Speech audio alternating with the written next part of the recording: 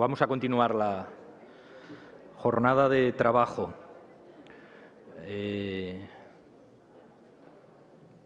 Ocupamos en la última de las sesiones la que, a mi criterio, debería haber sido la primera.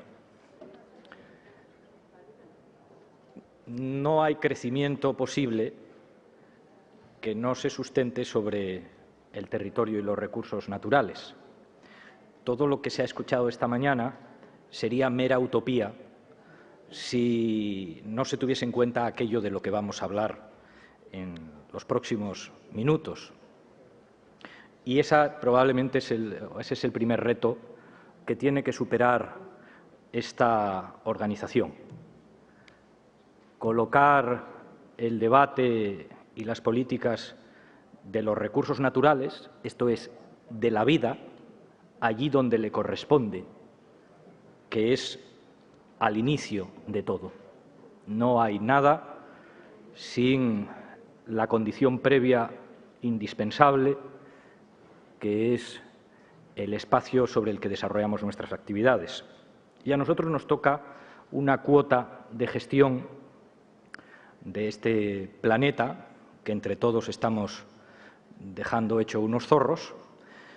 No podemos aspirar a cambiar el futuro del planeta en solitario, pero creo que tenemos la obligación de cumplir con nuestras responsabilidades en la cuota parte que nos corresponde gestionar, que es nuestra querida España.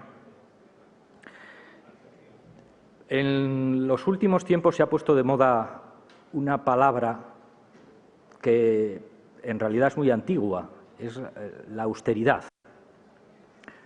La austeridad, los clásicos, cuando empezábamos a estudiar, siempre nos decían, por aquello de la cultura judeocristiana, que la austeridad es una virtud.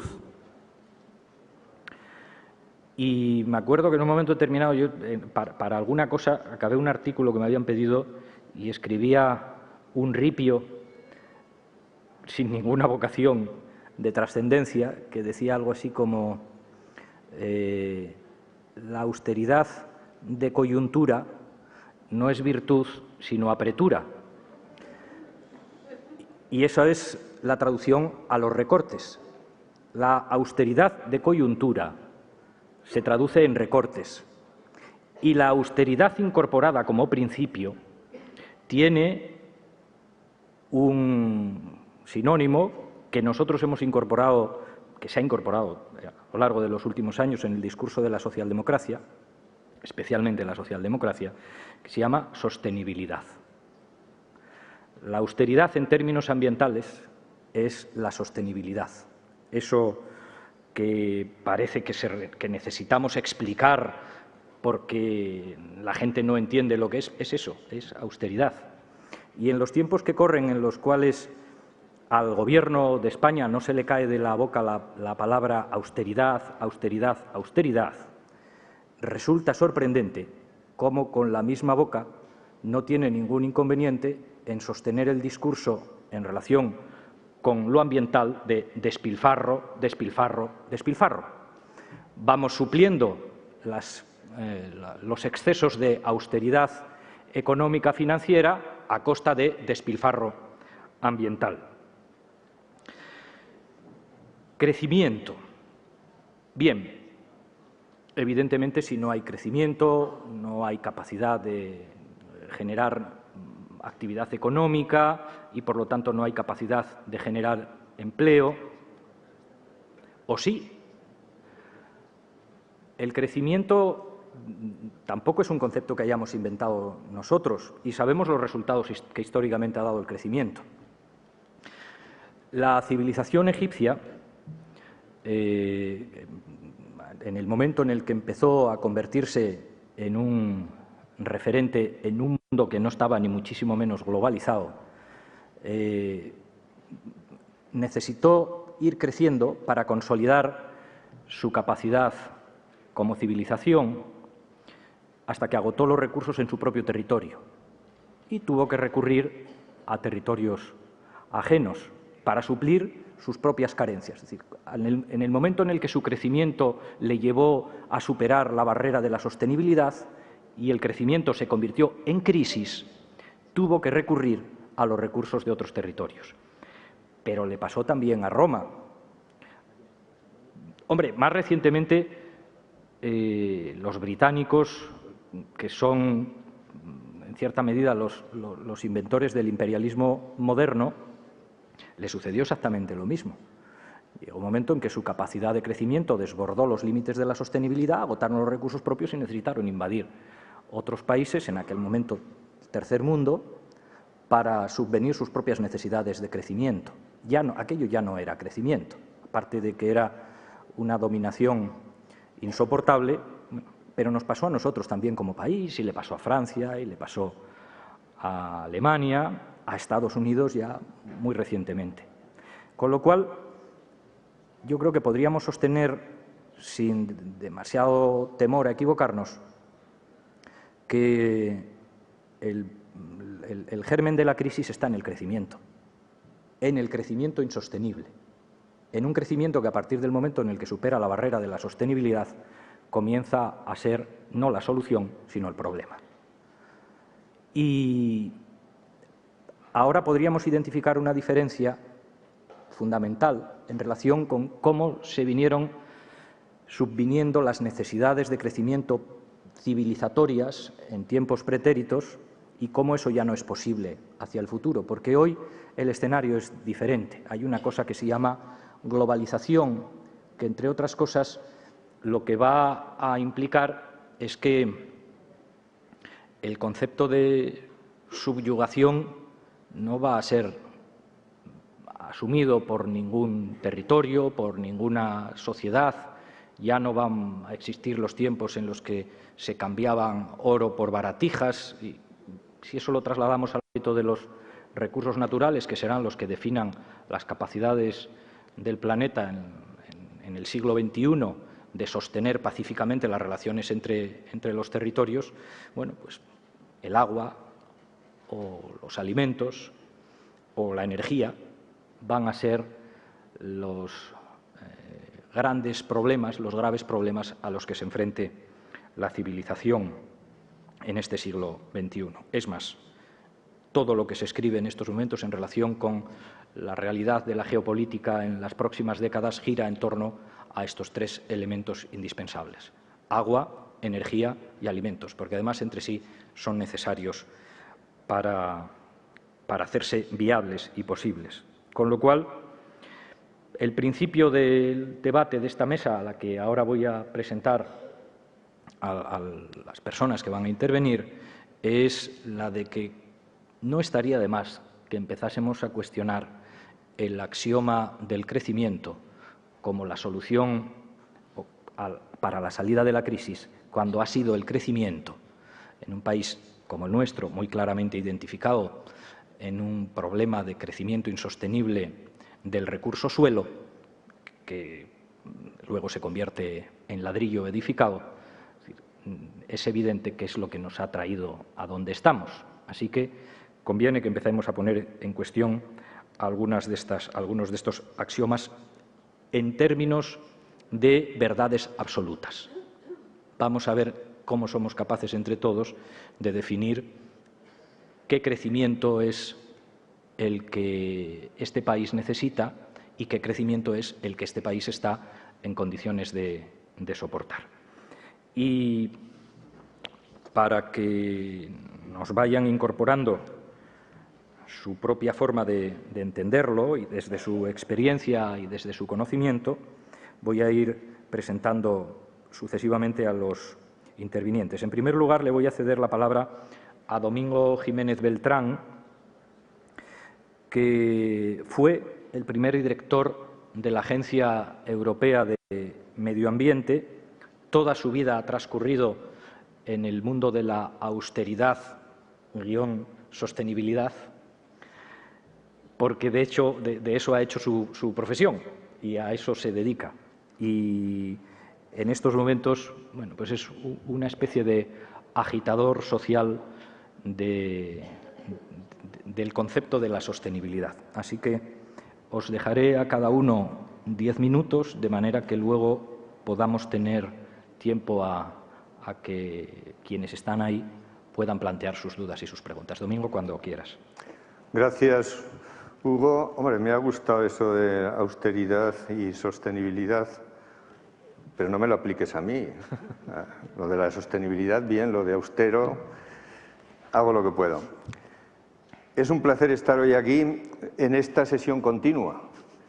Yo cuando iba al cine procuraba ir a la sesión de después de comer, que es cuando había menos gente y además se dormían, con lo cual era lo más agradable.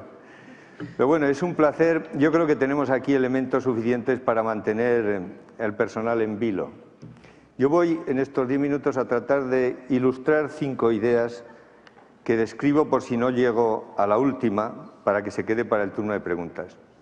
La primera, si hablamos de sostenibilidad, voy a ilustrar un elemento básico, y es que sabemos y hemos sabido todo el tiempo lo que pasaba, lo que pasa y lo que va a pasar en materia de sostenibilidad. Quiero decir, está esto hecho unos zorros, situación insostenible, sigue la insostenibilidad e incluso sabemos lo que habría que hacer al respecto. Y muchas cosas ya han aparecido esta mañana. Pero la clave es que no estamos organizados para hacer lo que hay que hacer. Sostenibilidad va unida a otra palabra clave, que es gobernabilidad, gobernanza o buen gobierno. Y lo que nos mata, y lo hemos visto, lo hemos oído esta mañana, es el desgobierno. Segundo punto, estamos todos, sobre todo los españoles, pero también muchos europeos, estamos ocupados en mantener las cosas como están, o sea, mal. Digo estamos ocupados o nos tienen ocupados en mantener las cosas como están, o sea, mal. La buena noticia, perdón, va a empezar por la mala. La mala noticia es que la situación es mala y, como hemos visto esta mañana, va a peor. La buena, hay que felicitarse, el margen de maniobra es cada día menor. Está todo por hacer. Y yo creo que aquí vamos a ver que hay muchísimas cosas y esta mañana han salido bastantes cosas. Se ha hablado de innovación. Los daneses, que he vivido en Dinamarca, dicen que innovar no es más que juntar dos cosas existentes. Pero decía Bill McDonough, hay que ver lo que tardamos en poner las maletas y las ruedas juntas. 3.000 años, nada menos. Pero esta mañana ha salido aquí un ejemplo clarísimo. Lo que hemos tardado en juntar el conocimiento con la necesidad, la universidad con las empresas. Hemos tardado tanto que todavía no lo hemos juntado. Ese es el segundo punto, o sea que mucho por hacer. El tercero es lo de ganar. Yo no me atrevo, Hugo, a decir ganar el crecimiento, me ofende. Hay que ganar el futuro, pero además no cualquier futuro, como creo que decía Pedro Saura matizando algunas cosas. Hay que ganar un futuro sostenible y gobernable. Yo la única palabra que aceptaría, ni crecimiento sostenible ni nada, prosperidad. Prosperidad sostenible, porque ¿qué es lo que queremos?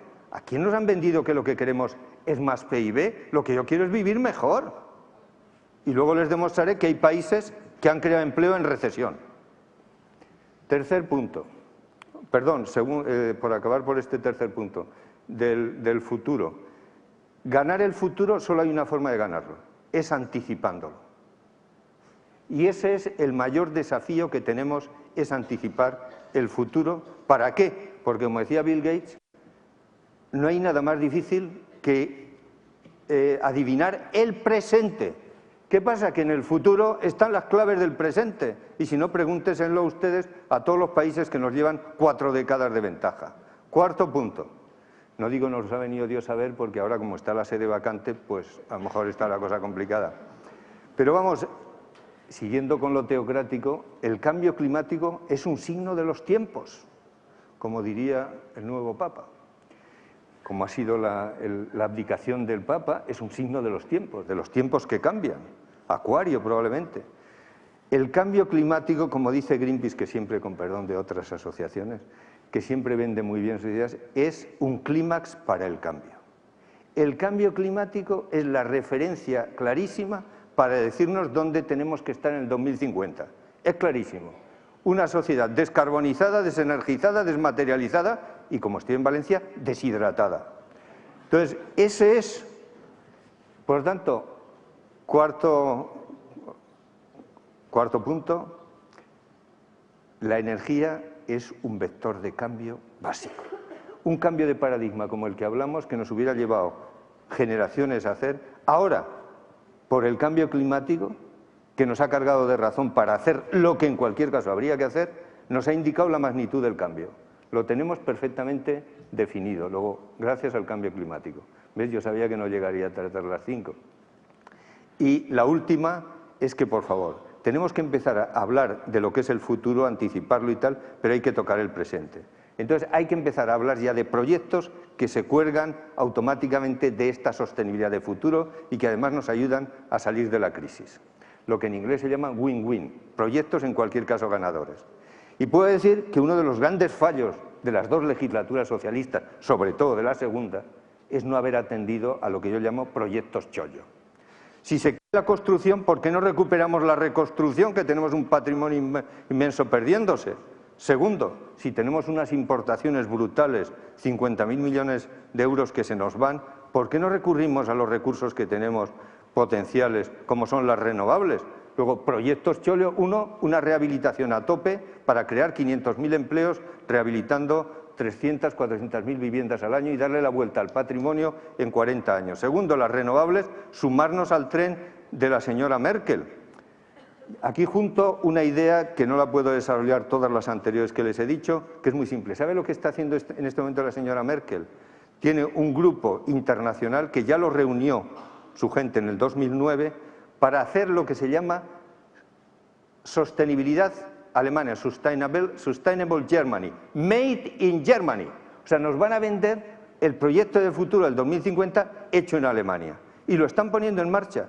Alemania ya tiene 5 veces más fotovoltaica que nosotros, con casi la mitad de irradiación solar en el norte de Alemania, un poco más en el sur.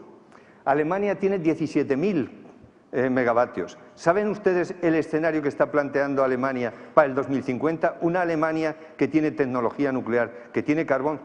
¿Saben cuál es? 2050 toda la electricidad renovable. ¿Sabe cuántos teravatios imaginan en el escenario 2050 sin carbón y sin nuclear? Están imaginando 500 teravatios hora año. Como escenario bajo, el otro 700. España estamos en los 300 teravatios, para que se den una imagen. ¿Y saben cómo lo hace? Aplicando un concepto que aquí no somos capaces de aplicarlo ni siquiera a nivel municipal, que es el del autoconsumo y el balance neto, la autosuficiencia conectada. Alemania se va a conectar con Noruega y con Suecia, y con Suiza, perdón, y Alemania explotará el norte. Alemania ha evaluado ya el coste de la fotovoltaica en España para sus tiempos. Así que hay un tema importante, luego si hay tiempo los glosaré los aspectos anteriores. Señores, hay que ponerse las pilas y sobre todo hay que empezar a manejar lo que son escenarios de futuro convenientes para España. El Gobierno, las 2 legislaturas socialistas, el Gobierno se arrugó ante esto.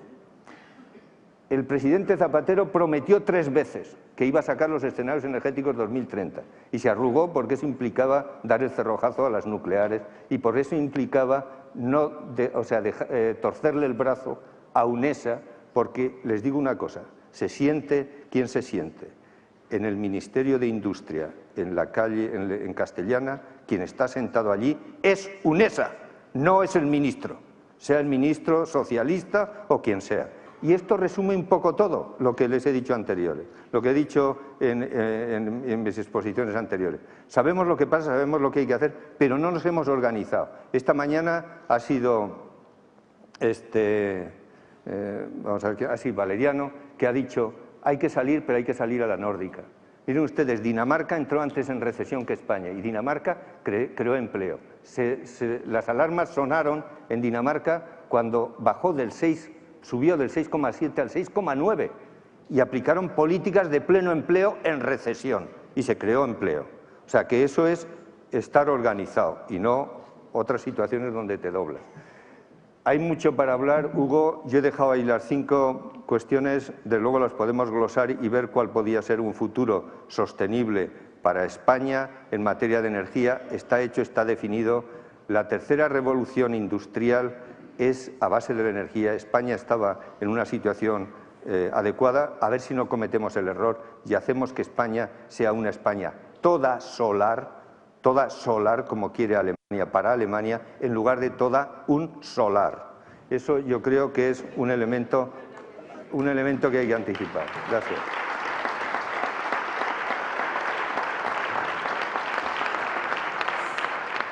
Gracias, Domingo.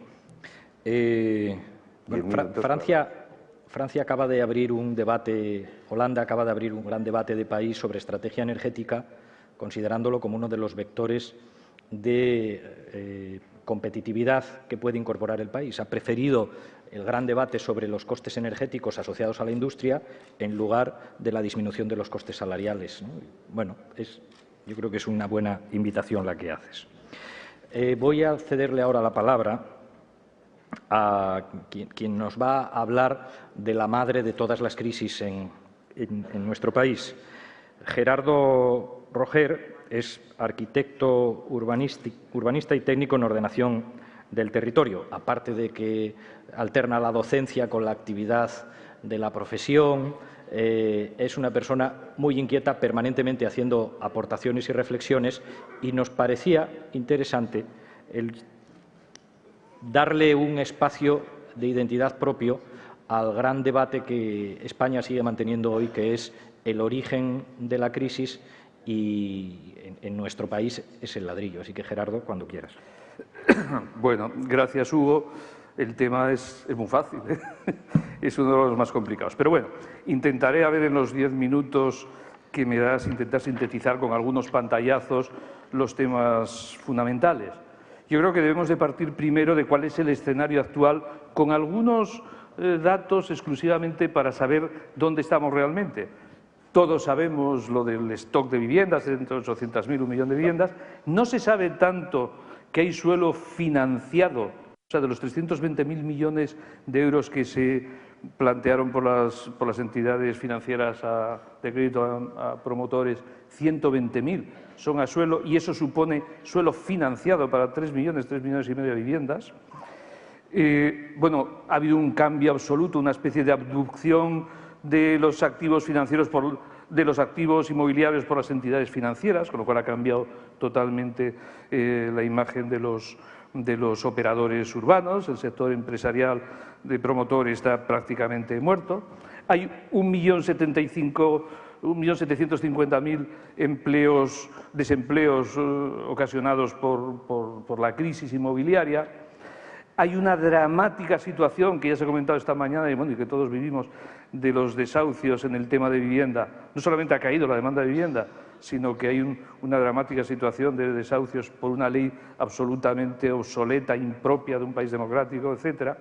Y desde la óptica residencial, si me permitís daros también unos cuantos datos, tenemos 26 millones de viviendas en números redondos, de parque de viviendas, 1,5 vivienda por familia de ratio, cuando en Europa es 1,2, o sea, tenemos un 25% más. Tenemos 6 millones de viviendas que tienen más de 50 años, el 80 y tantos % está en propiedad de las viviendas, el 80% de la población vive en el corredor litoral y áreas urbanas centrales, mientras que el 20% de la población vive en el rural interior, en el que, como me imagino que Ricardo y Lilian entrarán en ello, no voy a entrar demasiado, pero que ocupa el 90% de la superficie, ¿no? Bueno, en cualquier caso, el diagnóstico. Pues el diagnóstico es claramente un agotamiento de un modelo absolutamente disparatado, con una sobreoferta de producto inasumible, con esto que os he dicho de los entre 800.000 y 1 millón de viviendas, depende de cómo se computen, más el suelo financiado, que obviamente las entidades financieras están en sus manos ahora, van a hacer todo lo posible para rentabilizarlo. Pues por lo tanto, con eso tenemos ahí un stock para 5, 10, 15 años, con lo cual me parece que al final el proceso o la solución que tenemos al final es que cambio las hojas, aquí, es que se nos hace necesidad-virtud para intervenir en la ciudad consolidada. De hecho, y entro ya directamente en los temas que nos pueden interesar más, ¿cuáles serían los objetivos básicos, ¿no?, de la nueva política urbanística? Bueno, si tenemos este nicho de actividad, dicho en términos económicos, de un parque de vivienda enorme, por poder recuperar, por poder rehabilitar, no nos va a quedar más remedio que hacerlo. O sea que en estos momentos no hay opción, yo creo, de nuevos desarrollos, porque mientras se absorbe, se digiere el stock que hay, pues no va a haber otra forma que intervenir en la ciudad consolidada. Y no solamente en la ciudad consolidada, que muchas veces pensamos siempre en los centros históricos, y en los centros turísticos y en los centros industriales, que tenemos unos centros turísticos de los años 60 y 70 absolutamente cutres, que habría que hacerles, yo cuando le digo a mis alumnos que hay que hacer planes de reforma interior en centros históricos, se quedan así como diciendo, no, pero eso es para los centros históricos, ¿no? Dicen, no, para los centros turísticos, para los polígonos industriales, todo eso, o sea, ahí hay un campo de actividad muy importante y sobre todo con la recuperación energética. Respecto a la política de vivienda, obviamente, por favor, una nueva ley hipotecaria ya que sea capaz de dar respuesta, no solamente al futuro, sino a todas las situaciones dramáticas que están costando vidas, en estos años pasados, en estos tiempos que estamos viviendo, ¿no? Por lo tanto, es fundamental, ¿no? que la ley, una nueva ley hipotecaria en serio, bien clara, se promulgue. Y hablando de política de vivienda en general, un parque público estable de vivienda. Necesitamos un parque público estable de vivienda y, como veremos ahora, dirigido más al alquiler o al régimen de derecho de superficie, que es otra forma de enajenar, entre comillas, la vivienda a un tiempo concreto, que es una modalidad que se ha utilizado muchísimo en toda Europa desde entreguerras. En España, fundamentalmente en el País Vasco, sí, voy terminando, en el País Vasco, bueno, y que, por lo tanto, es fundamental que se haga una política pública de vivienda estable de vivienda con una reorientación del ICO. Se ha comentado esta mañana, a mí me parece fundamental que se vuelva otra vez a plantear. Yo me acuerdo mucho con tal de aquel hipotecario que teníamos con Cristina Narbona y Julio Rodríguez. Yo digo ahora, ¿por qué no hacemos un hipotecario nuevo que nos sirva por lo menos para poder financiar la política pública de vivienda? Bueno, pues por lo tanto, mejora de la ciudad consolidada, intervención en la regeneración urbana, en medidas de política de vivienda en este sentido. Y como no tengo más tiempo, porque me está diciendo Hugo que debo ir terminando, yo creo que ante este modelo agotado absolutamente, existe otro modelo, que puede ir en estas líneas y luego lo podemos comentar más despacio, que no solamente intervenga en la ciudad consolidada, luego dejo aparte porque Ricardo y Lilian hablarán más del medio rural, pero bueno, y existe un nuevo modelo que es el del, si queréis, crecer para mejorar, intervenir en la ciudad consolidada, recuperar la ciudad, en cuidado con medidas legislativas que en estos momentos se están tramitando, como por ejemplo la ley de costas. No puede ser que volvamos a privatizar la ley de costas.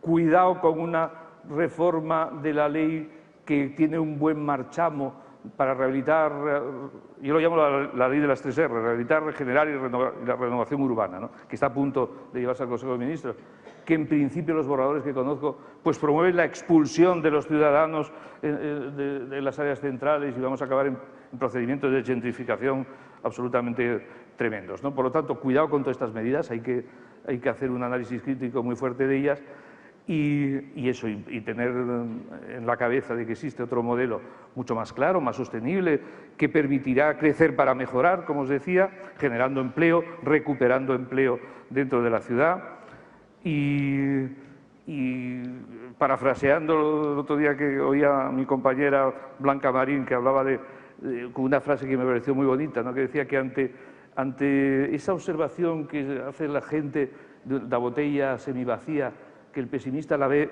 medio vacía y el optimista la ve medio llena, lo que hay que es plantear una imagen del emprendedor resiliente que vaya a buscar el agua, que no quedarnos estáticamente a analizar si hay mucha y poca, sino vayamos a estos nuevos modelos para poder desarrollarlos, ¿no? Y gracias, y luego entraremos en más temas.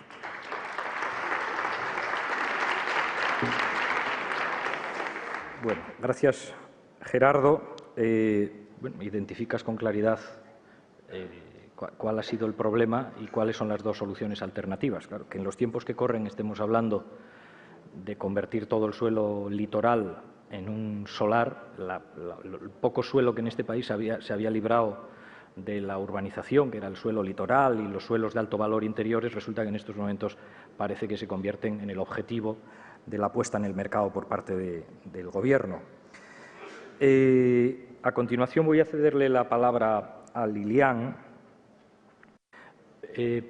Ahora que está muy de moda, bueno, ya hace tiempo que está de moda todo esto, el G20, el G8, en España tenemos el G5.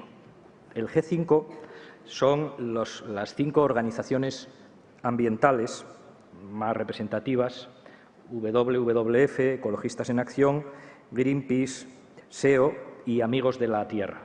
Lilian, que es de Amigos de la Tierra, sin embargo, viene hoy aquí representando a las 5 organizaciones que tienen por costumbre, entre ellos, designar a sus ponentes allí donde van. Con lo cual, con Lilian tenemos aquí la voz del G5, voz autorizada también académicamente, es doctora en física por la Universidad de Grenoble y lleva también mucho tiempo en estas batallas de la sostenibilidad. Así que, Lilian, cuando quieras.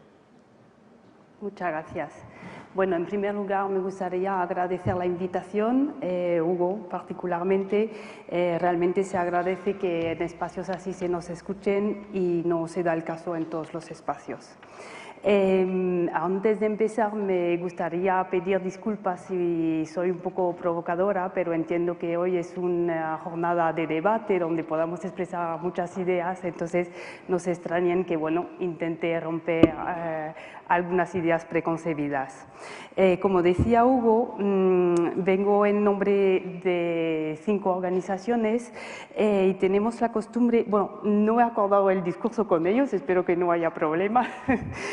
Y tenemos la costumbre de hacer análisis periódicamente de la situación en España del medio ambiente y también hacer algunas propuestas fundamentalmente a los partidos políticos. Muchos de ustedes habrán oído hablar de estos análisis. Entonces, para esta ponencia, lo más lógico a lo mejor sería comentar el capítulo que hay en el documento que todos ustedes tienen, que se llama Una economía más sostenible. Pero como este capítulo pienso que aporta los elementos fundamentales para ir hacia la sostenibilidad, como es la biodiversidad, preservación de la biodiversidad, el cambio climático, el agotamiento de los recursos naturales. Y bueno, hay un apartado también que es sobre agricultura que se agradece porque me parece muy importante en el tema de sostenibilidad. Pues no voy a centrarme sobre este capítulo, sino voy a intentar animarles a hacer una reflexión más allá de lo que aparece en este documento sobre la economía del futuro. Y lo voy a hacer por 5 razones. Se ve que el número 5 es el número del día. La primera razón es porque vivimos en un planeta finito y ya lo estamos sobreexplotando sus recursos naturales, estamos sobrepasando la biocapacidad. La biocapacidad es la capacidad del planeta en proporcionar recursos y también en absorber contaminantes, tanto contaminantes los habituales que se nos viene a la cabeza, como los gases de efecto invernadero. Eso lo estamos sobrepasando en conjunto, la humanidad, en un 50%. Quiere decir que en 2011, ya en el 27 de septiembre, habíamos agotado los recursos del planeta. Y en el 2012 esta fecha se adelantó al 22 de agosto. Quiere decir que a partir del 22 de agosto del año pasado ya estábamos viviendo a cuenta de las generaciones futuras. Por lo tanto, cuando hablamos de crecimiento, que en nuestras sociedades actuales el crecimiento está basado en la extracción de recursos naturales, pues claro, como ya estamos sobrepasando esta capacidad, habrá que replantear si queremos seguir en esta dirección, que es una dirección sin futuro. La segunda razón es que, además, estos recursos que utilizamos están mal repartidos entre todos. Solamente para dar un ejemplo, en la Europa del Este, estamos en un escenario de sobreconsumo frente a un reparto que sería justo entre todos, el 66% de la población, cuando en África solamente el 1% de la población está en esta condición de sobreconsumo.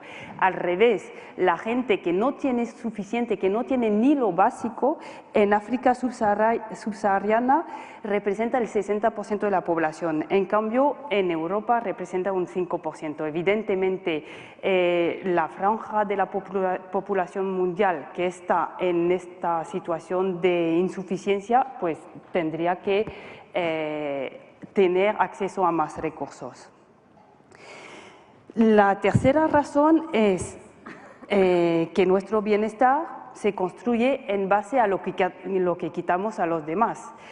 Bueno, eso es una consecuencia, de hecho, de los dos primeros puntos, ¿no? Aquí os voy a poner dos ejemplos.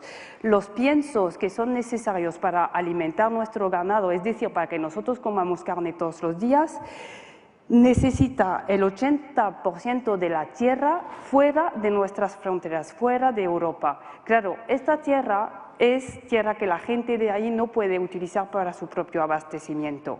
Y cuando hablamos de agrocombustibles, otro ejemplo, en los últimos años, con la demanda que hay en agrocombustibles de la Unión Europea, se ha acaparado tierras en los países del sur en una extensión de 37 millones de hectáreas. Eso también, otra vez, es tierra que se quitan de las comunidades locales, de los campesinos, que ya pierden su manera de sustento.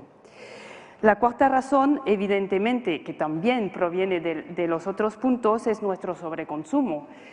Todos estos recursos que extraemos de fuera para nuestro consumo, pues habrá que atajarlo de alguna manera.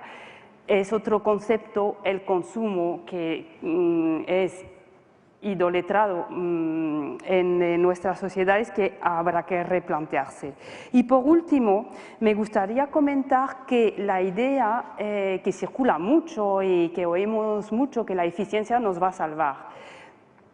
Eso no es verdad. ¿Por qué? Porque la eficiencia no va, la técnica, ¿no? La tecnología no va suficientemente rápido como para compensar los otros factores que hacen crecer el uso de recursos. Y os voy a poner un ejemplo, el ejemplo de la emisión de gases de efecto invernadero. Se puede decir que lo que se emite es el número de personas en el planeta, es decir, la población, multiplicado por los ingresos de cada persona, ingresos medios, multiplicado por la intensidad tecnológica. Esta intensidad, a medida que tendremos más eficiencia, irá disminuyendo. Entonces, claro, si la población aumenta como está haciendo, si los ingresos medios incrementan como también está ocurriendo en la actualidad, la intensidad tecnológica tendrá que disminuir para que no emitamos más gases de efecto invernadero. Es más, para evitar un cambio climático catastrófico tenemos que reducir nuestras emisiones. El panel intergubernamental de Naciones Unidas recomienda que de aquí a 2050 se reduzca en un 4,5% cada año las emisiones de gases de efecto invernadero. Pues bien, con este cálculo se calcula que de aquí a 2050 se va a aumentar la población en un 0,7%. Se va a aumentar, si seguimos la misma tendencia actual, los ingresos en un 1,4% al año. Por lo tanto, tendríamos que decrecer, bueno, no quiero utilizar la palabra, pero tendríamos que disminuir la intensidad tecnológica en un 7% cada año para alcanzar la meta que pone el panel intergubernamental sobre el cambio climático. Actualmente, bueno, desde 1990 hasta la actualidad hemos estado en un 0,7% de la mejora de la intensidad, es decir, que deberíamos multiplicarlo por un factor 10. ¿De dónde vamos a encontrar esta tecnología? Es que no nos salen, no cuadran las cifras. Por lo tanto, esas son las 5 razones que os quería plantear para realmente pensar en cambiar el modelo, pero desde las raíces, en profundidad. Sé que es un reto, evidentemente, la solución no va a salir de hoy, pero hay un camino por recorrer. Y mientras tanto, pues como se comentaba, podemos encontrar empleo, por ejemplo, en energías limpias, se puede encontrar empleo en residuos. La Unión Europea está estimando que se podría crear 500.000 empleos en toda la Unión Europea con una mejor gestión de residuos para recuperar los recursos que están contenidos en ellos. Entonces aquí, bueno, en el documento viene mucho de internacionalización. Yo aquí la internacionalización que pido es de generosidad, porque tenemos que compartir los recursos que nos proporciona la tierra.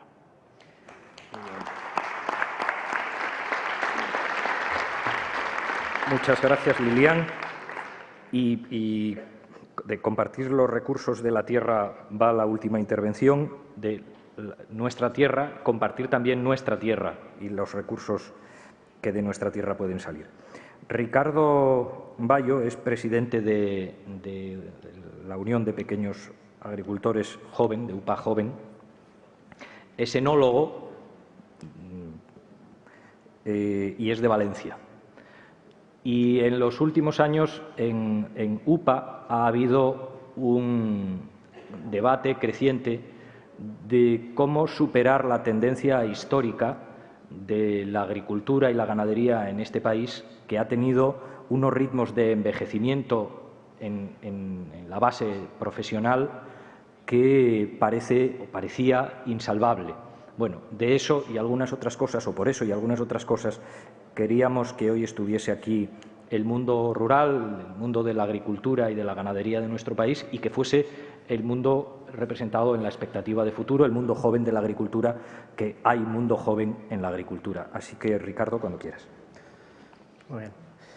Pues, en fin, buenas tardes a todos. Agradeceros a todos que nos hayáis invitado a participar en estas jornadas. Esta es una mesa de debate que tiene bastante que dar. Una pena que solo tengamos pues 10 minutitos, entonces yo voy a ser breve, quiero ser breve porque el diálogo que viene después pues seguramente enriquezca el debate, ¿no? Entonces, para empezar, pues un poco decir que la agricultura, prácticamente desde que el hombre es hombre, pues es una economía, es algo que es imprescindible para el hombre por su capacidad para producir alimentos y darnos de comer a la gente. En la actualidad el sector agrario tiene un peso económico importante porque tiene pues, una capacidad de generar empleo en la actualidad que alcanza pues, a 1,2 millones de puestos de trabajo, tanto directos e indirectos. Además es la base de la industria agroalimentaria y tiene una alta capacidad exportadora, como se ve en la actualidad. Además, no solo ya a día de hoy la agricultura ya ha traspasado esa capacidad o esa producción de alimentos como base de funcionamiento, sino que ahora en la actualidad tiene una función, una multifuncionalidad que se llama, y que es la vertebración, o que consiste en la vertebración del territorio, del medio rural. El medio rural, en la actualidad, como nos ha adelantado el compañero que ha hablado antes que yo, pues supone el 90% del territorio de la comunidad de España, pero sin embargo solo aloja el 35% de la población. Yo creo que si tenemos que buscar modelos sostenibles de desarrollo, yo creo que no podemos prescindir del 90% del territorio de España. Creo que eso es algo lógico. En la agricultura en España, el modelo más generalizado que hay en la actualidad es el modelo de agricultura familiar. En la actualidad ese modelo supone el 80% de las explotaciones que hay en España. ¿Y qué entendemos por una agricultura familiar? Pues entendemos por agricultura familiar pues la agricultura que da empleo al propietario de la explotación o propietario de la explotación, teniendo o no trabajadores asalariados y que además viven en el medio donde se desarrollan su actividad. Por tanto, tiene una vinculación con el medio y con el territorio. Este es el modelo, un poco, que va buscando Europa en este sentido. Es el modelo multifuncional y además que compatibilice la competitividad dentro de su sector, que en este caso es el agrario, con la sostenibilidad del medio ambiente y del medio rural. Por tanto, la agricultura familiar, como modelo de agricultura en España y como un modelo sostenible en el tiempo, tiene una función de gestión del territorio. ¿Por qué? La actividad agraria, en muchos casos, es imprescindible para que haya un equilibrio en el medio ambiente, en el medio rural, perdón, y además también del medio ambiente. ¿Por qué? Porque la misma actividad y el mismo desarrollo de la actividad agraria mantiene por su propia actividad el medio que le rodea, además tiene una capacidad de mantener los recursos naturales, paisajísticos y forestales, y además el abandono de la agricultura, como se ha demostrado y como se puede ver, supone pues, una pérdida no solo de riqueza cultural del medio rural, sino que además genera un impacto negativo en el medio ambiente, por ejemplo, como se está dando en muchos casos y que hay una vinculación muy directa, que es cuando hay un abandono claro de una zona, la probabilidad de que haya incendios forestales se dispara, como hemos visto pues aquí en la Comunidad Valenciana, que este año han ardido la friolera de 70.000 hectáreas, por este motivo y además por otros motivos como una mala gestión forestal o incluso podríamos hablar de un abandono por parte del gobierno autonómico a la hora de sus responsabilidades para con los bosques de nuestra comunidad. Desde luego, la agricultura familiar tiene una serie de retos que superar, tiene una serie de problemas endémicos, pues, que claramente pues, que tienen una dimensión económica mucho inferior. Tiene, además, el problema del retroceso de trabajadores por cuenta propia o a título principal como agricultores, es decir, un abandono de las explotaciones familiares por temas económicos principalmente y por otros relacionados con el hecho de vivir en las zonas rurales donde los equipamientos son claramente inferiores a los que hay en las ciudades y donde el acceso a puestos de trabajo, ocio, cultura, etcétera, pues son mucho inferiores a los que hay en una ciudad, lógicamente. Y por supuesto pues tienen un menor rendimiento y menor competitividad en el mundo globalizado. Me hacen señas de que voy mal de tiempo. En resumen, que se enfrenta a un déficit estructural que hay en este país. Además, la liberalización de los mercados, la subida de los insumos, la posición dominante de la distribución, pues no ayuda en este sentido en nada a la agricultura familiar, ¿no? Y para corregir esta situación, claramente hay que hacer mucha política y principalmente en dos claves, en una clave europea y en una clave nacional. En la clave europea, pues bueno, si hablamos de clave europea y agricultura, pues lógicamente tenemos que hablar de la PAC, de la Política Agraria Común. Desde luego, en los últimos años en la PAC se está dando un cambio sustancial en el sentido de que se está haciendo más verde. Hay más, o se espera más corresponsabilidad por parte de los agricultores para el cuidado del medio ambiente, pero sin embargo hay menos recursos para desarrollar esta actividad, principalmente por los ajustes y los recortes que se están dando a nivel europeo.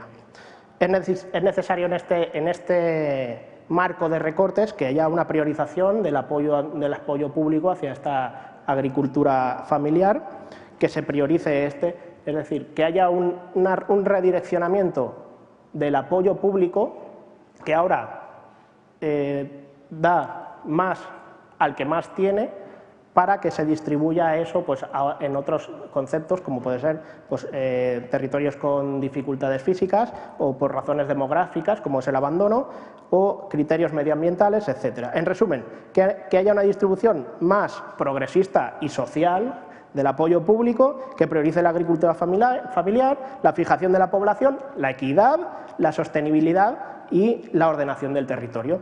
Y en clave nacional, pues en fin, poner en valor la funcionalidad, la función territorial que tiene el agricultor. Eso se podía haber hecho muy bien a través de los contratos territoriales, de la Ley de Desarrollo Sostenible que promovió el Partido Socialista en la legislatura anterior y que este Gobierno pues, ha arrinconado y además ha eliminado el presupuesto para estos temas.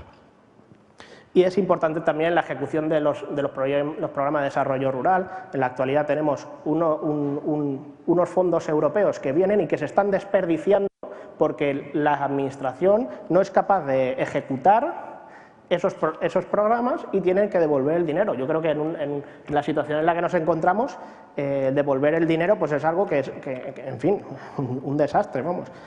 Y con respecto al cambio climático, pues la agricultura sí que es principal afectada por el cambio climático, porque la agricultura, pues, en fin, por su especificidad, pues está muy a los pies de los caballos en cuanto a cambio climático, en cuanto a fenómenos meteorológicos que se dan normalmente con los cambios climáticos. Y es necesario que se hable largo y tendido, que las organizaciones agrarias participen, porque se tienen que dar medidas de mitigación y adaptación de la agricultura para que no haya pérdidas de viabilidad de las explotaciones. En fin, voy a cortar porque ya me cortan. En conclusión, creo que es necesario una apuesta firme por la agricultura familiar, por las diversas funciones, no solo por la de generar alimentos, sino por todos los beneficios que aporta en general a la sociedad. Y, en fin, por tanto, este modelo pues, cumple con los objetivos para ser integradora o integrada en un modelo de desarrollo económico sostenible, porque desde tres perspectivas, ¿no? La económica, porque es generadora de actividad y de empleo, desde un punto de vista social, como vertebradora del medio rural y, por supuesto, desde un punto de vista medioambiental, ya que contribuye al mantenimiento del medio rural y, además, hace un uso no esquilmante de los recursos naturales de los que disponemos. Muchas gracias. Gracias.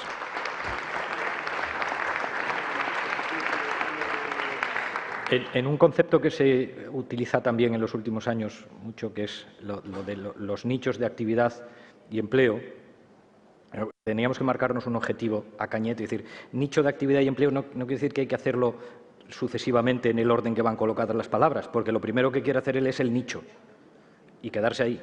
Y eso es hacia donde camina el medio rural en la situación actual. Voy a ceder la palabra a quienes nos están siguiendo desde fuera. Entonces, Álvaro, si te parece, nos das algún apunte breve. La palabra a mis compañeros. Hay que reconocer que para ser sesión de tarde estáis removiendo bastante las conciencias, ¿no? Incluso habéis conseguido que haya hooligans de la conferencia política, cosa que me parece increíble. Os leo un tuit y luego ya paso a mis compañeros. Dice: la conferencia política 13 Empleo es mucho mejor que el fútbol. La lástima es que no haya una todos los sábados. Yo creo que es un tuit, además, que es bueno y eso lo dedico a los ponentes para que sepan que por la tarde también aquí tenemos bastante audiencia. Y le paso la palabra aquí a mis compañeros. Si quisiéramos destacar posiblemente una frase que más se ha comentado de cada uno de los ponentes, de Gerardo, la frase que más ha triunfado a través de las redes, la de tenemos que hacer que España, que es tener una España solar y no una España que sea un solar. Esa ha triunfado.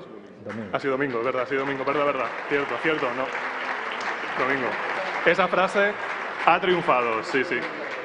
De Gerardo, todas aquellas propuestas que ha realizado de la política del parque público de vivienda y del concepto de suelo.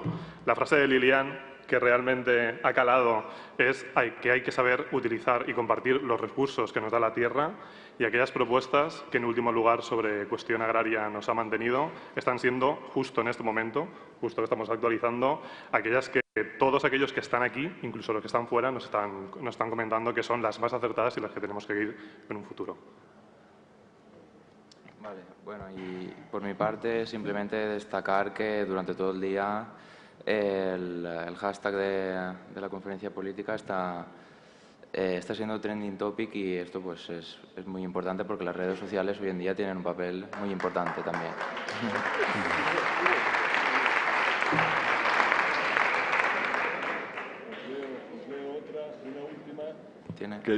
Una última que dice: ojalá el PP fuera tan austero con los recursos naturales y el territorio como lo es con la sanidad. Me parece un buen tuit, ¿eh? Bueno, y para la siguiente fase voy a utilizar la mecánica europarlamentaria. Turnos limitadísimos a los intervinientes. Y para poner un ejemplo, vamos a empezar por alguien que conoce la mecánica, que es Andrés Perelló, que es eurodiputado, representante en la Comisión de Medio Ambiente, Salud Pública y Seguridad Alimentaria, y tienes turno europarlamentario, Andrés. Pues para ser breve tendría que decir que comparto la mayor parte de argumentos de la mesa, pero también quiero daros una parte de la visión de nuestro lugar. Yo creo que, como decía Lilian, este es un camino con muchos obstáculos y también con algunos compromisos que deberíamos adquirir. Por ejemplo, decís que es un gran reto el modelo de desarrollo sostenible que planteamos y una sociedad con menos carbono. Pero eso no es un reto único, es un reto que o lo enmarcamos en el reto de sentar las bases de la construcción de una nueva época que se ha caído, porque no es solo una crisis, es una época que ha caído, y decimos a la gente que estamos preparados y cómo la queremos construir, o dejamos que la construyan los que la han tumbado por su codicia y lo vamos a pasar muy mal. Ni se cumple ese reto y vamos a vivir todos en el cuarto del servicio de esa nueva construcción durante un siglo. Primero.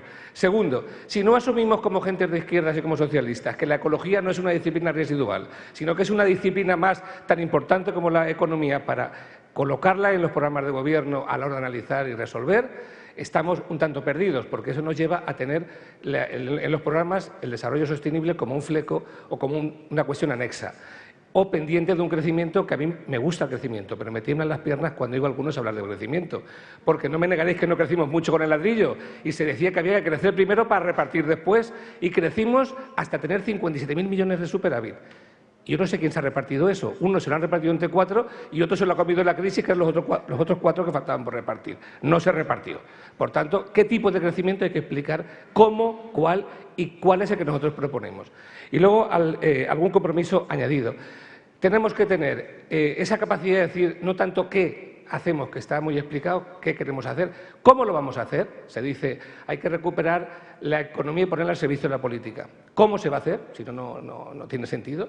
Y sobre todo, en materia de reto medioambiental, llevar gente comprometida que no sucumban los lobbies, que no sucumban las presiones en las instituciones. Porque el último obstáculo, y acabo, es una diabólica alineación entre élites financieras, grandes lobbies industriales y élites políticas conservadoras que se interponen entre nuestra voluntad y la posibilidad de aplicar ese tipo de programas que queréis, y en este momento presionan a gobiernos, lo ha dicho antes Domingo, presionan como una losa individualmente a los eurodiputados, indican lo que hay que votar y amenazan con deslocalizarse o tirar gente a la calle si no obedecemos sus instrucciones. Y eso hay que tener gente que sepa resistirlo, si no este reto no se cumple de ninguna manera.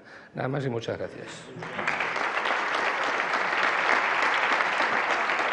Domingo, que es el experto en esto de los lobbies, Gracias, Andrés. Yo voy a decir algo muy duro. Yo creo que tal y como está la situación, y conscientes de lo que está pasando, porque el que diga que no se entera de lo que está pasando, es que tiene dos opciones. O está lelo, o nos miente como un bellaco. No hay más opciones. Yo creo, Andrés, que en este momento hay que tener coraje político. No digo otras cosas, pero coraje político. ¿Por qué? Porque hay que hacer una enmienda a la totalidad. En materia energética, en materia del desarrollo, una enmienda a la totalidad. Y el PSOE está legitimado para hacer una enmienda a la totalidad. Y no tiene que arrugarse. Y no le tienen que decir usted hizo. No, estoy ahora y aquí. Y esto es una enmienda a la totalidad. Segundo punto. Has hablado nuevas políticas y nuevas formas de hacer política. Yo creo que hoy, con las tecnologías de la información, es nuevas formas de hacer política. Y es más, os voy a decir una cosa que también suena bárbaro, brutal. Yo hay veces que tengo la sensación de que este país es predemocrático. Predemocrático. Digo que a veces tengo esa sensación. ¿Por qué? Porque cuando oigo algunos países donde el señor que está en Europa representa a alguien y tal, a su constituency, como dicen los ingleses, digo, coño, pero si no hemos llegado a la democracia representativa y vamos a pasar a la participativa. Pero sobre todo hay algo que a mí se me ha quedado en el tintero cuando hablamos de futuro. El futuro solo hay una forma de poseerlo, que es anticiparlo. ¿Y sabéis quién llega primero al futuro? Muy sencillo. A mí me hizo esa pregunta Federico Mayor Zaragoza, me dejó descolocado, me fui a mi pueblo, me tomé 2 cervezas, no 2 vinos, dije, ya tengo la respuesta, Federico. Llega primero el que decide dónde hay que estar. Punto, pelota. España decidió dónde había que estar en la eólica y luego nos arrugamos. Ahora está decidiendo dónde hay que estar otros. Luego, el tema fundamental es que no hemos llegado a la democracia participativa y ya otros países, como los nórdicos, están en la democracia que se llama prospectiva, que no es que participes en la gestión de hoy, sino en la gestión del futuro. Holanda está haciendo los diques para el 2050, con ósmosis, aplicando la ósmosis directa para la salida del Rin, 8.000 megavatios. Pero es que el piloto lo están haciendo en Noruega, que fíjate si le sobra agua. Y esos señores están imaginando la Europa del 2050. Aquí nos arrugamos con el 2020. Luego, yo creo, Andrés, que es nuevas políticas y nuevas formas de hacer política y política prospectiva. Y yo creo que Vale ahí, Domingo. Que eso lo dejo ahí. Pues que te vienes arriba y luego... No, tenemos aquí... bien. Voy a agrupar 4 intervenciones, luego una intervención parlamentaria, si vuelve, y luego otras 3. Para que os ubiquen, las 4 siguientes que daré es Estela Goicoechea, Raúl Zorita, Marcos Ros y Pedro Anatael. Así que la primera, Estela. ¿Estela? Allá arriba. Arriba.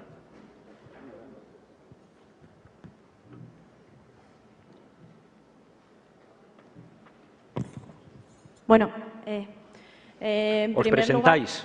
Decís sí. quién sois. Pues yo represento a las Juventudes Socialistas, soy la secretaria de Medio Ambiente y Sostenibilidad y lo que me gustaría plantearos es pues las ideas que tenemos desde Juventudes, que más o menos están plasmadas en el documento, pero bueno, nosotros nos gustaría que se hablase un poco más de economía verde, sobre todo por los nuevos modelos de negocio que yo creo que estarían muy adaptados a la sociedad del conocimiento que ahora pretendemos. Y aparte, he echado un poco en falta entre todos vosotros hablar sobre la inversión en I+D+I en temas medioambientales y que yo creo que sería muy importante en nuestro país porque dinamizaría el mercado y justamente sería una forma de ganar el futuro. Y hay que reconocer que el sistema de ciencia en nuestro país se lo están cargando a niveles insospechados. Y aparte de eso, desde Juventudes Socialistas hablamos sobre un cambio de modelo energético impulsado hacia las energías renovables, sin dejar de mirar de lado el tema de la energía nuclear, pero no de fisión, sino de fusión. Aparte de eso, luego, con el tema del cambio climático, yo creo que se debería apostar abiertamente por los impuestos a las emisiones de carbono y, sobre todo, combinarlo con un impuesto sobre las importaciones que tengan en cuenta el carbono emitido durante su producción. Y eso es todo. A continuación intervendrá Raúl, pero previamente un comentario aquí en la mesa. Ahora. Hay alguien en la red que está empeñado en decir que el tuit era suyo, ¿no? Y lo ha repetido en varias ocasiones. Y me refiero a Sergio Melero, que el tuit que he citado yo era suyo. Y entonces estaba diciendo continuamente que estaba... Desde la única decepción que tenía en esta conferencia política, que me ha parecido interesantísimo, era que no lo hubiesen citado. Le cito y pido disculpas. Reconocido el copyright. Raúl Zorita.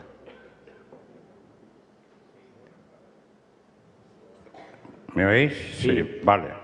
Buenas tardes. En primer lugar, quiero felicitar al Comité Ejecutivo Federal por un hecho que es que estas jornadas sesesistas dentro de un futuro político para el partido. Es hora de que esto se hiciera. También me complace de que haya mucha intervención. Pero quiero saber y propongo que el grupo que se ha encargado de llevar las conclusiones a octubre sea conocido, porque el resumen de todo esto será importante para el futuro de nuestro partido. En segundo lugar, quiero decir que la crisis actual es un hecho positivo porque nos ha llevado a una reflexión profunda. Que la reflexión es decir, ¿quién tiene el poder? ¿El ciudadano y sus representantes o el mundo financiero y económico? Estamos aquí mareando la perdiz con el mundo financiero y buscando soluciones cuando sabemos que el poder no lo detectamos nosotros. Y hay que hacer un nuevo planteamiento para conseguir. En tercer lugar, yo soy militante de la agrupación de Bruselas del Partido Socialista y miembro de Izquierda Socialista. Izquierda Socialista es un programa donde se recogen muchas de las propuestas aquí, entre ellos el tema de banca pública, el tema de los impuestos, el tema de los recursos naturales, el tema de una renta básica, etcétera. Y ahora entro en otro tema. Esta mañana hemos hablado de crecimiento. Más bien sale ya con el último tema.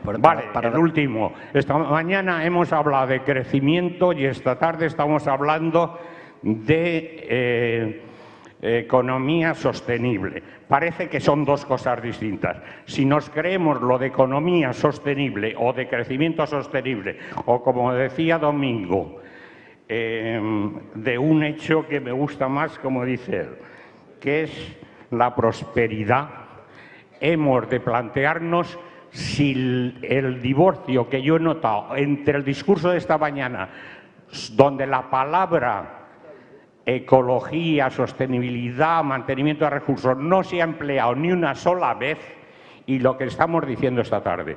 Desde este momento digo que el cambio climático no es el problema. El cambio climático es una consecuencia de un modelo de desarrollo que nos estamos cargando. Y hay que hacer unas cosas. Y nos estamos vendiendo un cambio climático sin entrar en el fundamento, que es el modelo de desarrollo. Tenemos la energía para I+D+I, así para creación de riqueza, y la prueba es que la energía se están matando a la gente por conseguir esos empleos, ese mercado. El tema del agua, el tema de la biodiversidad, el tema del territorio, el tema de los residuos, donde las grandes empresas están ya cogiendo esos recursos que nos pertenecen. Nosotros creemos que los recursos naturales, si no hablamos de lo bucólico de la naturaleza, hablamos del agua, de la tierra, de la energía, creemos que pertenecen a los ciudadanos, y un partido socialista que se precie ha de conseguir que esos recursos sean gestionados por los representantes de los ciudadanos, por supuesto, con la intervención de la empresa privada, pero cada uno en su sitio. Muchas gracias. Gracias, compañero. Marcos Ros. Marcos Ros está ahí arriba.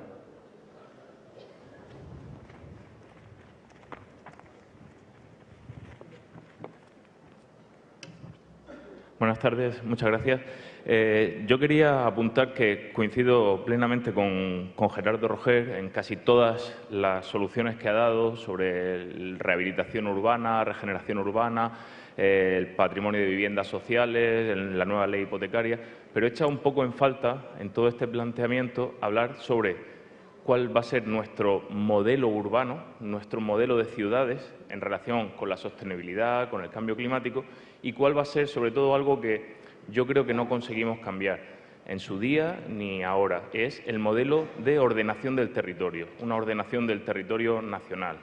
Con la ley del suelo del Partido Popular cambió totalmente el modelo de ordenación del territorio en este país, pasando a ser todo urbanizable, salvo lo protegido. Nosotros tímidamente con la ley del 2007 algo cambiamos, pero ahí sigue ese modelo vigente. Y dos preguntas muy breves y ya termino. ¿Seremos capaces en este documento de octubre y para nuestro programa electoral de proponer un verdadero plan de ordenación del territorio para todo el Estado y para todo nuestro territorio nacional?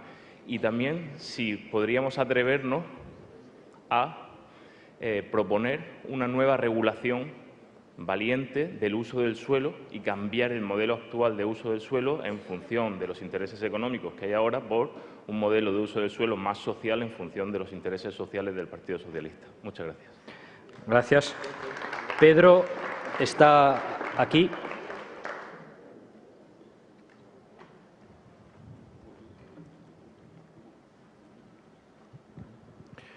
Buenas tardes a todas, a todos. Yo vengo desde Canarias y espero al compañero y amigo Hugo sea benévolo conmigo, puesto que tenemos una hora menos.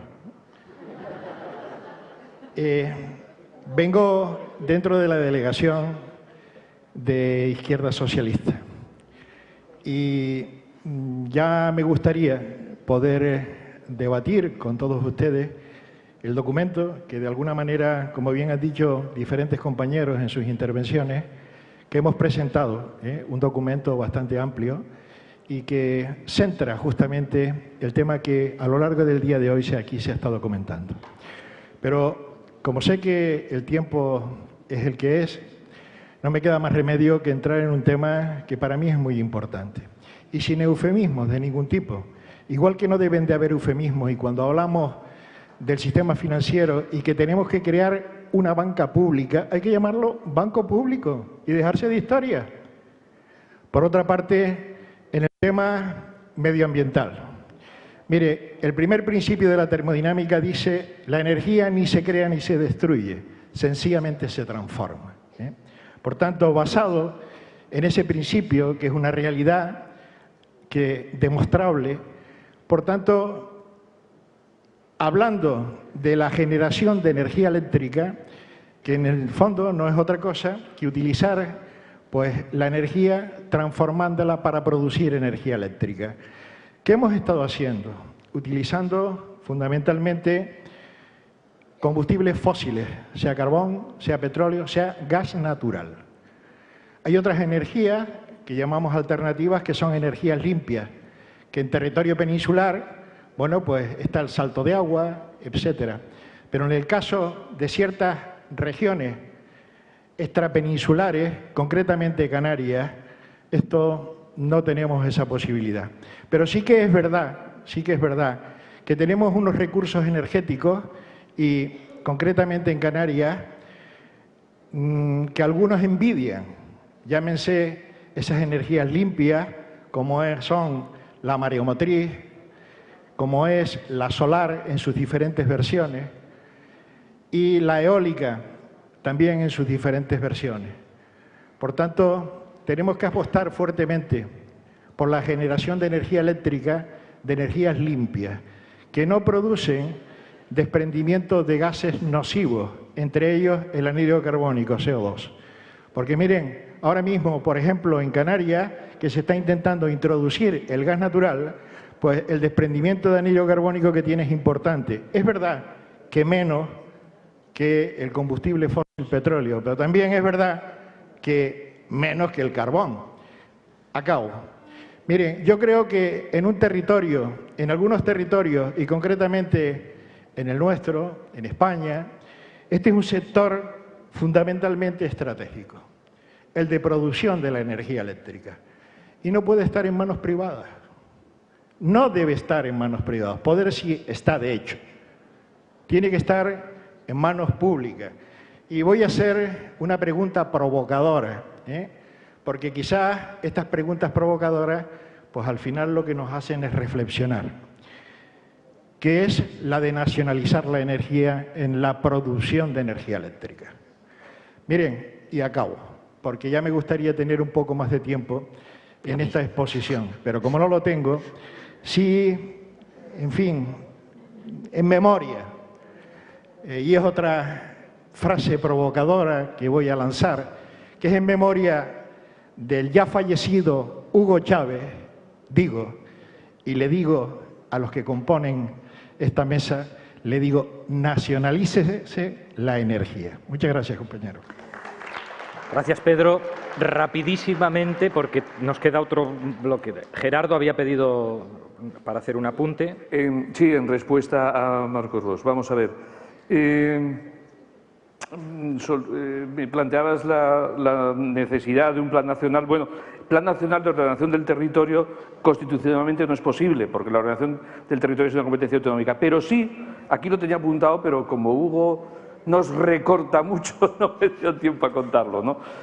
Pero sí creo que es fundamental un plan de infraestructuras de comunicaciones y transportes, que ya lo teníamos en la última legislatura de Zapatero, la última legislatura socialista, que se complementara con suelos estratégicos desde el punto de vista estatal y con acceso de las áreas del rural interior, como mínimo a los servicios públicos universalizados, a la educación y a la sanidad. Eso es un tema que sí estructura, no ordena el territorio pormenorizadamente, porque no puede constitucionalmente, pero sí estructura totalmente ese tema. Y yo creo que eso es fundamental para poder distinguir ya que si el corredor mediterráneo, tal, o sea, todo lo que es el esqueleto del país España, se podría hacer con estos temas, ¿no? Respecto a una nueva regulación del suelo.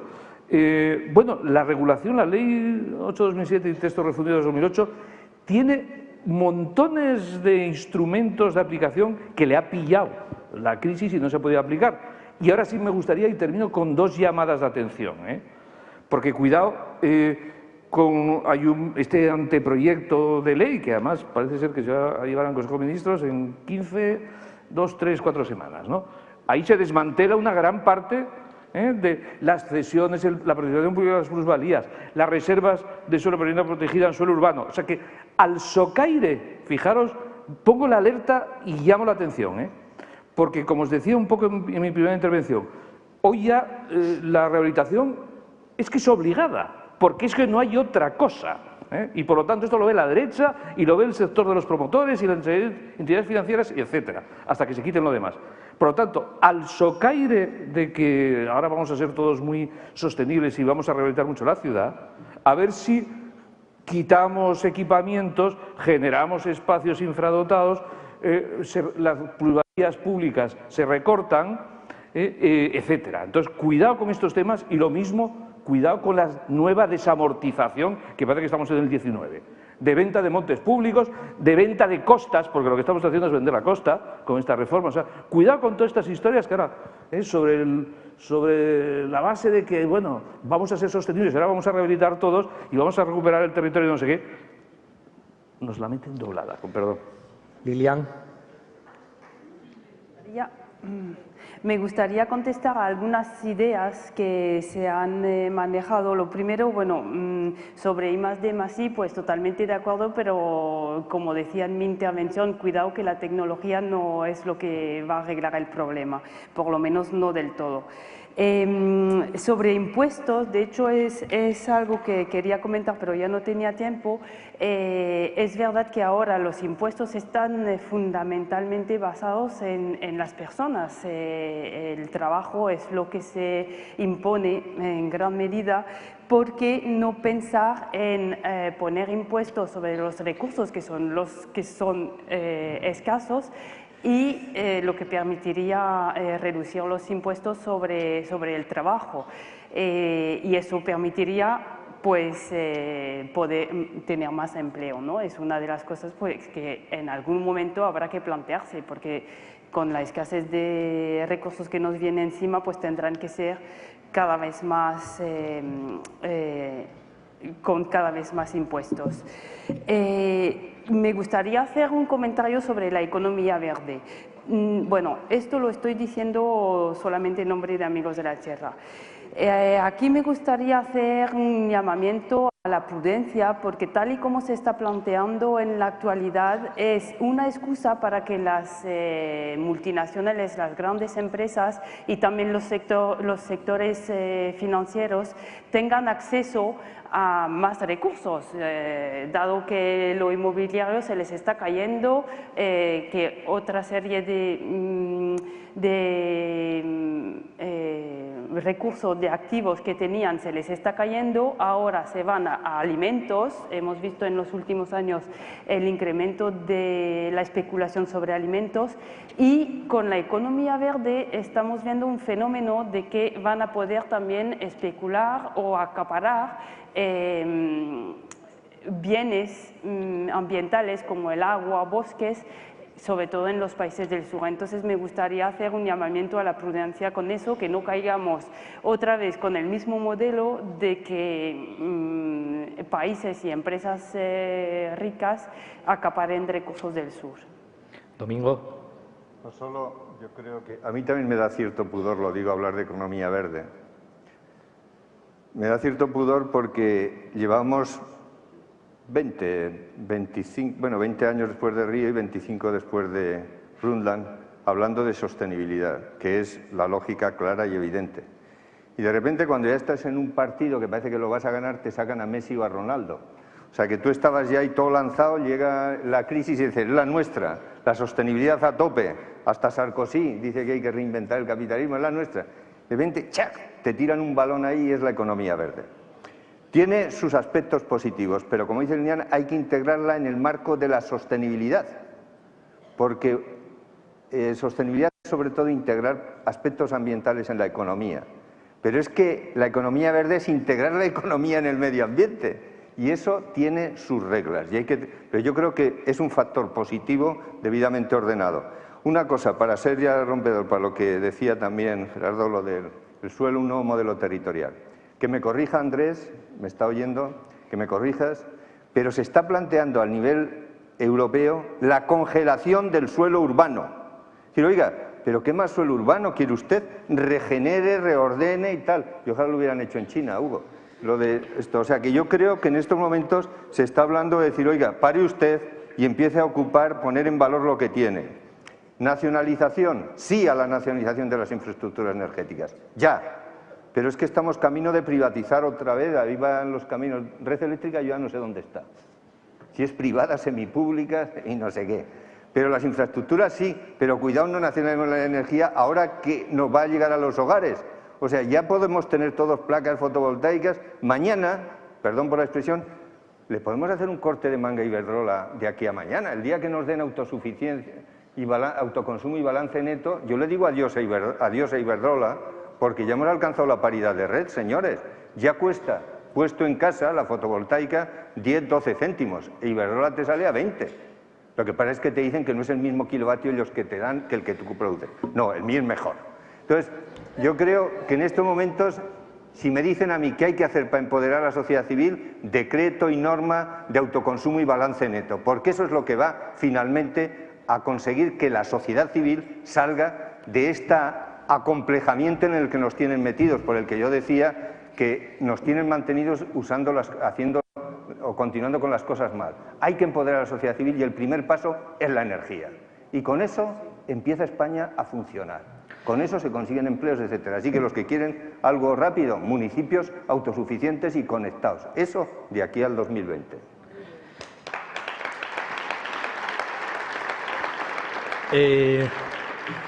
Muy rápidamente, 3 disculpas a Jorge Marquínez, Miquel Aragón y Vicente Ortega, porque no hay tiempo. Es un recurso natural que hemos agotado.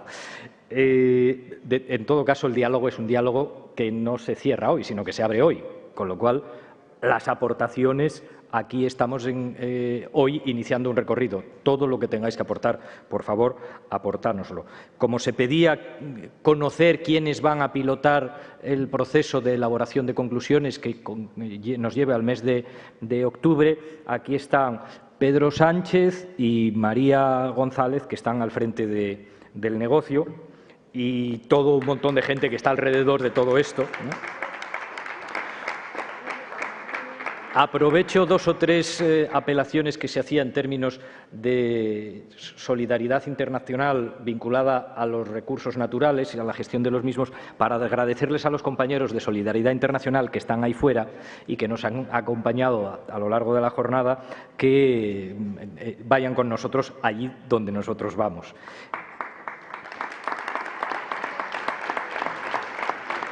Y para concluir, pues agradecerles a los que se quedaron aquí a participar en esta última fase, emplazándoos a que estéis ahora atentos a las conclusiones, a quienes nos acompañaron haciendo sus aportaciones y a quienes nos siguieron a través de la red, que lo mismo que decía a estos 3 compañeros a los que tuve que pedir disculpas, el proceso de aportación está abierto, es absolutamente libre y este es un partido que, además de ser socialista, quiere socializar también esta parte, la parte de las ideas. Con lo cual, hagamos un programa socializado a través de la participación, al igual que, como comentaba a Pedro, la cuestión en la energía ya no es la nacionalización de la energía, sino la socialización de la energía. Muchas gracias a todos.